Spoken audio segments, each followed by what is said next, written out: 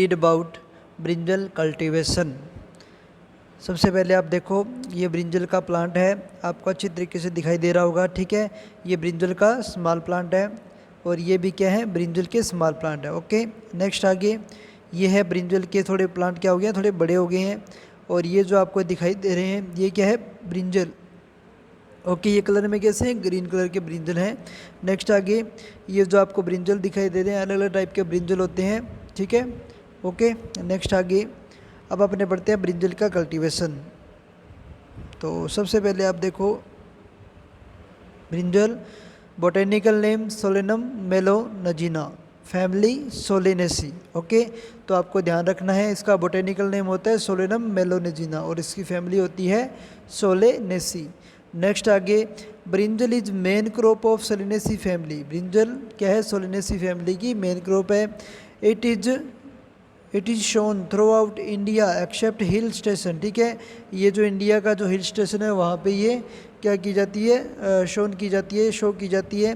It's plant are large in size and fruit is good source of iron. ठीक है, इसके plant क्या होते हैं, साइज में लार्ज होते हैं और ये आयरन का अच्छा स्रोत है। It is hot and cough destroyer. ठीक है, ये क्या है, गर्म है और दूसरा ये कफ को डिस्ट्रॉय करती है, कफ को ख़त्म करती है। नेक्स्ट आगे, cultivation of brinjal is done in whole state but in Jaipur, Kota, Shri Ganganagar, Jodhpur its cultivation is done largely. ठीक है, भी क्या होता है जो अपनी बात करते हैं कौन से स्टेट की, राजस्थान के जयपुर, कोटा, श्री गंगानगर और जोधपुर। ठीक है, वहाँ पे इसका जो कल्टीवेशन है वो लार्ज स्तर पर किया जाता है। नेक्स्ट आगे, it has vitamin A, vitamin C, protein, carbohydrate and mineral substance that is iron are present in appropriate quantity. ठीक है, इसके अंदर जो आयरन होता है वो एप्रोप्रिएट क्वांटिटी में पाया जाता है। उसके अलावा vitamin A, B, C and other जो एफ होता है या फिर आयरन जो होता है वो इसके अंदर मोस्ट ऑफ द क्वांटिटी इसमें होता है। नेक्स्ट आगे, for its successful growth cropping 21 degree Celsius temperature is favourable. ठीक है, इसकी जो ग्रोथ के लिए जो टेम्परेचर होता है वो 21 डिग्री सेल्सियस क्या होता है, सुटेबल होता है। नेक्स्ट आगे, क्लाइमेट की बात करते हैं। It is A vegetable of zonal climate vegetable. ठीक है, it requires a long time period of summer like tomato. It also gets affected by temperature in comparison of long varieties, round varieties of brinjal are heat tolerant. For its successful cropping 21 degree Celsius temperature is favourable. ठीक है, यानी ये जो अपना plant है कौन सा, brinjal, इसके लिए क्या है, लॉन्ग टाइम जो पीरियड होता है समर में वो क्या रहता है, बढ़िया रहता है। ठीक है, उसके अंदर अपने इसको क्या कर सकते हैं, ग्रो कर सकते हैं।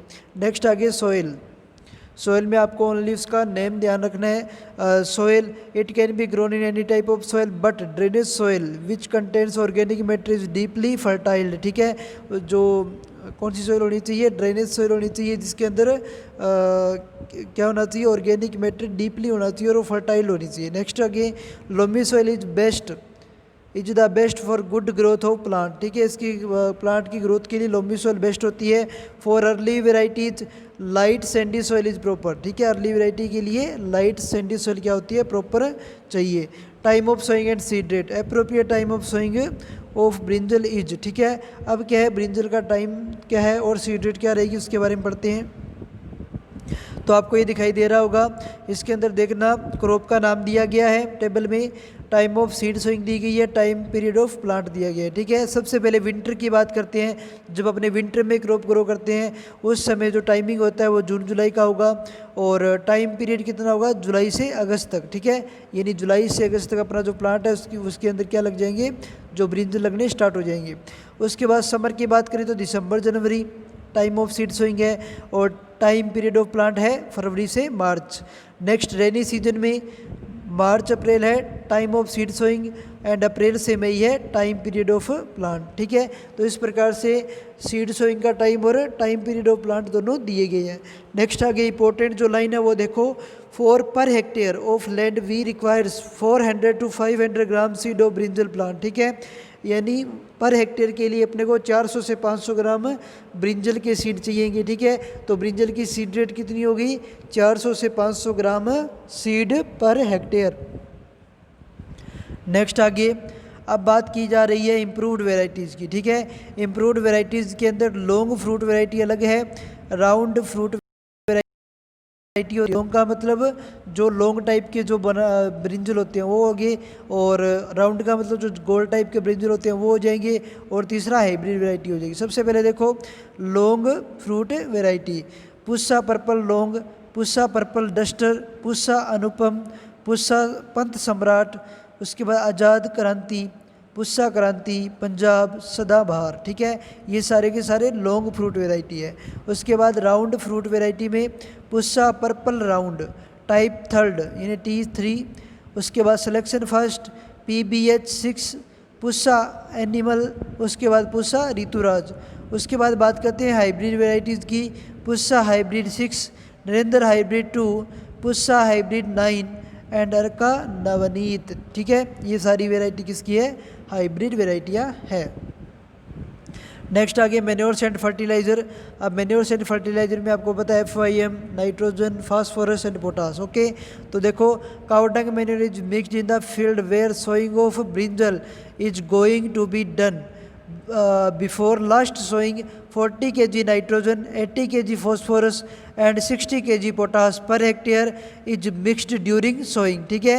यानी क्या है, सोइंग करने से पहले आप क्या करोगे, 40 kg नाइट्रोजन, 80 kg फॉस्फोरस और 60 kg पोटास, ठीक है, मिक्स करोगे सॉइल के अंदर।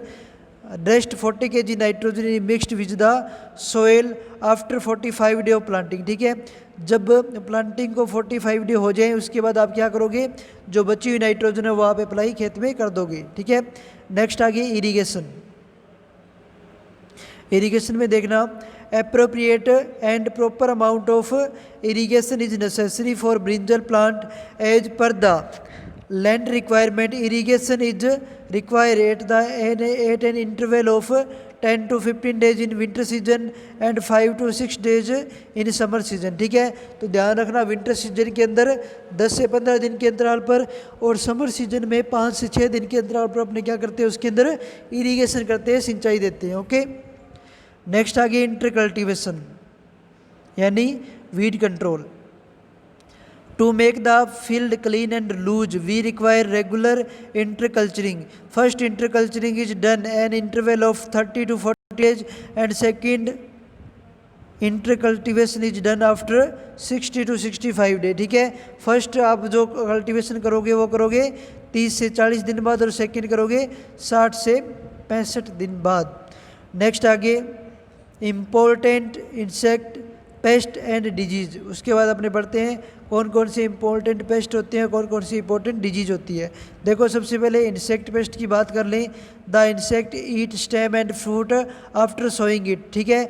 जब आप प्लांट की सोइंग कर देते हो उसके बाद क्या करते हैं, जो इंसेक्ट होते हैं वो स्टेम और फ्रूट को खाते हैं। Primarily it create bore and hole in the stem and enter into it and cut it from inside due to which the plant becomes dry, ठीक है। क्या होता है, वो स्टेम में होल कर देते हैं, उसके अंदर चले जाते हैं, उसके बाद अंदर से प्लांट को खा लेते हैं। और क्या कर देते हैं, प्लांट को खाने के बाद क्या होगा, उनके अंदर वो ड्राई हो जाएगा प्लांट, ठीक है। नेक्स्ट आगे prevention. It is better to burn the infected stem and flower, ठीक है। यानी क्या करना है आपको, जो इन्फेक्टेड स्टेम एंड फ्लावर है उनको बंद कर देना है। Spray malathion 0.5 ml per hectare per litre water solution और फिल carbaryl at the rate of 1.5 kg per hectare. Grow pest resistant variety, और आपको क्या करना चाहिए, जो पेस्ट रेजिस्टेंट वेराइटी है उनको अपने को ग्रो ज़्यादा से ज़्यादा करना चाहिए, ओके। नेक्स्ट आगे जेसिड की बात होगी यहाँ पे, jassid, aphid and white fly, ठीक है। तो आप इन तीनों को देख लो एक बार। This pest suck juice of lower part of leaves और its soft part and make the plant weak, ठीक है। ये क्या करते हैं, प्लांट के जो लोअर लीव्स होते हैं उनको खा जाती है, और दूसरा जो सॉफ्ट पार्ट होता है प्लांट को उनको ये खा जाती है, जिससे अपना प्लांट क्या हो जाता है, वीक हो जाता है। तो देखो जेसिड क्या होता है, एफिड क्या होते हैं, वाइट फ्लाई क्या होती है, एक बार देखना आप। ये जो आपको दिखाई दे रहे हैं ना, ये क्या है, जेसिड। ढंग से देखो, ये इस टाइप के क्या होते हैं, जेसिड होते हैं, ओके, ग्रीन कलर के। नेक्स्ट अगली स्लाइड में देखना। इस स्लाइड में आपको एफिड दिखाई दे रहे होंगे। ये क्या होते हैं, एफिड्स होते हैं, ओके। ये क्या करते हैं, प्लांट के जो लोअर पार्ट है, ठीक है, वहाँ पे ये सर्वाइव करते हैं, वहाँ से उनको खा जाते हैं, ठीक है। इससे क्या होता है, अपना प्लांट है वो क्या उसके साथ हो जाता है, वीक हो जाता है। ओके, ये है एफिड। नेक्स्ट आगे, सॉरी एक मिनट रुकना, ये है वाइट फ्लाई, ठीक है। ये वाइट फ्लाई जो होती है ये क्या करती है, ये जो वायरस है उसको क्या करती है, ट्रांसमिटेड करने का काम करती है, ठीक है, उसका ट्रांसमिशन ये करती है। नेक्स्ट आगे, ये रेड माइट है, रेड कलर की दिखाई दे रही होगी आपको, इसको अपने क्या कहते हैं, रेड माइट। और ये देखो, ये लीफ कर्ल है, ये इसको लिटिल लीफ भी कहते हैं, ठीक है। लीफ कर्ल का मतलब पत्तियाँ क्या हो जाएगी, सिकुड़ जाएगी, ठीक है, इसको अपने क्या कहते हैं, लीफ कर्ल कहते हैं। ये डिजीज़ है, ये है डैम्पिंग ऑफ। डैम्पिंग ऑफ का मतलब प्लांट्स की जो रूट्स है उसके अंदर कवक लग जाती है, उसको अपने क्या कहते हैं, डैम्पिंग ऑफ। ओके, ये रूट नोट निमेटोड है, निमेटोड्स हैं, ये क्या कहते हैं, ये क्या करते हैं, रूट जो होती है प्लांट की, ठीक है, उसको उसके अंदर ये रहते हैं और उसको खाते हैं वहाँ से, ठीक है, और नष्ट करते हैं प्लांट को। और ये ब्रिंजल के अंदर क्या है, ये ब्रिंजल थोड़ा सा मुरझा सा गया है, ठीक है। तो शुरू से अपने पढ़ते हैं इसके बारे में, मैंने आपको डायग्राम दिखा दिए हैं यहाँ पे। अब देखो आगे, आगे ये जो बात कर रहा है जेसी, डेफिड एंड वाइट फ्लाई, ये सारे के सारे जो इंसेक्ट होते हैं वो जूस को शक करते हैं, शक का मतलब वो चूसते हैं जूस को, ठीक है। और and soft part and make the plant weak. Red mite देखी थी अभी आपने, this small pest suck leaves juice and make them weak, leaves become yellow and start falling off, ठीक है। ये क्या करते हैं, जो रेड माइट होती है ये क्या करती है, जो पेस्ट होता है ये लीव्स को शक करती है, उनसे जूस को ये क्या कर लेती है, चूस लेती है, ठीक है। और उसके अलावा ये जो लीव्स होती है येलो कलर होने के बाद में ये फॉलिंग डाउन हो जाती है, गिरने लग जाती है।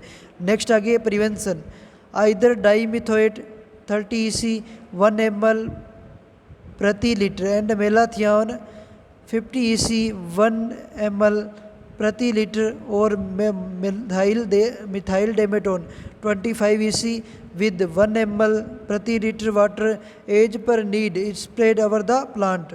उसके बाद में नेक्स्ट देखना, नेक्स्ट अपने बात करते हैं ये अपने जो एपिथेलियल एपिलीचीनिया जो बीटिल है, ठीक है, उसके बारे में अपने नहीं पढ़ेंगे, ये अपने पेपर में नहीं पूछा जाता, ठीक है। नेक्स्ट आगे देखो, अगली स्लाइड में लिटिल डिजीज़ के बारे में बात कर रहे हैं, जैसे बात आएगी लिटिल लीफ की, ठीक है। लिटिल लीफ मैंने आपको दिखाई थी, पत्तियां छोटी हो जाती है, ओके, मुरझा सी जाती है, उसको अपने क्या कहते हैं, लिटिल लीफ। इसमें देखना, it is a deadly disease of brinjal caused by mycoplasma due to this leaves remain small and they are seen as a bunch on stem, whole plant look bushy and these plants do not give fruit, ठीक है। वो Bush type के दिखाई देते हैं, झाड़ियों type के दिखाई देने लग जाते हैं और वो क्या होते हैं, उनमें फ्रूट नहीं लगते हैं, ठीक है। नेक्स्ट आगे prevention, disease infected plant should be burned, जो डिजीज इन्फेक्टेड प्लांट है वो जल जाते हैं, बर्न हो जाते हैं। Crop rotation system should be practical, और इसमें अपने क्रॉप रोटेशन सिस्टम इसमें अपनाते हैं। 1 ml प्रति लीटर मिथाइल डेमेटोन और 1 ml methyl dimethoate 30 EC per litre water as per need should be mixed and later it should be spread. उसके बाद में डैम्पिंग ऑफ, ये भी मैंने आपको दिखाया था। This disease occurs in plant from lower portion of stem which has already because ड्यूपाइड young plant starting shrinking. Prevention, treat seeds before sowing with medicine thiram 2 to 3 gram प्रति kg सीड। उसके बाद always sow seed in line in nursery, treat nursery land with 0.2% formalin, ठीक है। तो ध्यान रखना, जिसमें डैम्पिंग ऑफ बीमारी होती है वहाँ पे अपनी नर्सरी को किससे कहते हैं, ट्रीटमेंट 0.2% फॉर्मलिन से।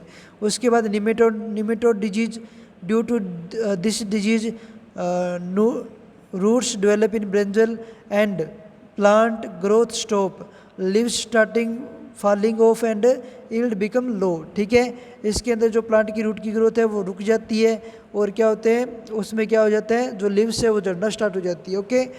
उसके बाद इसका प्रिवेंशन किससे करेंगे, POUR, ये पे है पूर 1.5 to 2 kg furadan in per hectare of land during plantation. Second है burn disease infected plant so that infected seeds may not be able to grow from it. उसके बाद में फॉर्मसोसिस ब्लाइट, ठीक है। It is a major disease of brinjal with affect every part of plant, affected plant starting decay and gradually the complete plant destroy, ठीक है। जैसे मान लो अपने लास्ट वाला देखा था, उसका क्या होता है फॉर्मसोसिस ब्लाइट।